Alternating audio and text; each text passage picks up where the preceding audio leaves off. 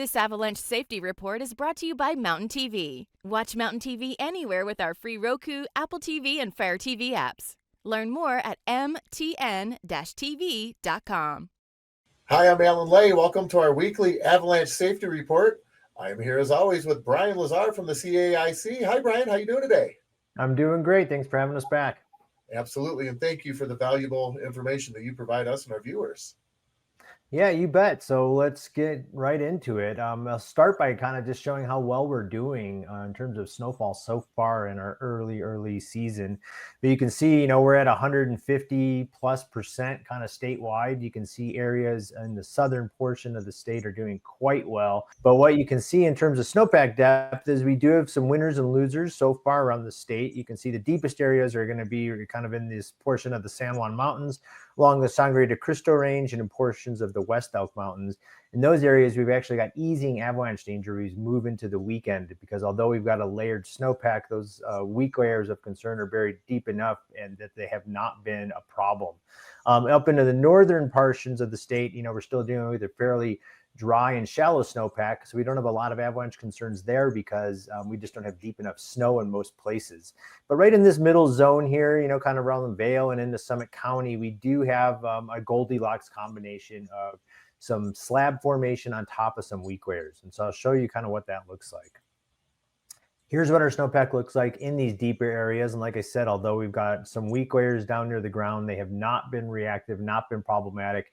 And the deeper snowpack areas are providing generally safe avalanche conditions. As we move into that Goldilocks zone, particularly around the Summit County area in the 10-mile range, you can see here we've got this combination of wind-drifted slabs over weak snow near the ground in a snowpack shallow enough that those weak layers are providing really clear signs of unstable snow, like shooting cracks and audible collapsing. And then if we move into the northern areas, we're generally dealing with really dry and thin snow cover that has not really obscured the ground in many places. So you can see the places where you can trigger an avalanche are isolated to these patches of stiff wind-drifted snow, which is really going to be the main thing we want to avoid as we head into the weekend. Here's what these look like if you kind of excavate them.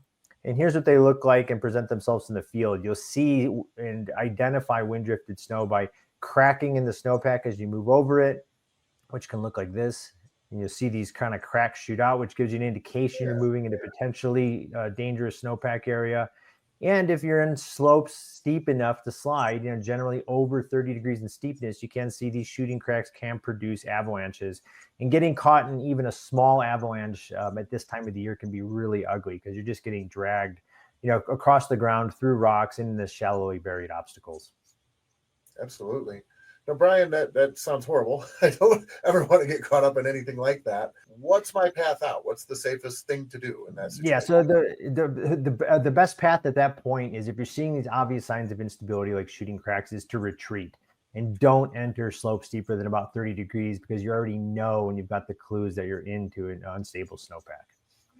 Excellent. Thank you. Yeah. And then just one last thing, as we move into the weekend, we have a storm that started on Thursday. You can see that this storm is bringing, some pretty ample snowfall to the eastern side of the San Juan Mountains and the La Garritas, along the Sangre de Cristo Range, up into Pikes Peak and even Monarch Peak. And so these are going to be the most dangerous areas as we move through Friday and into the early part of the work week.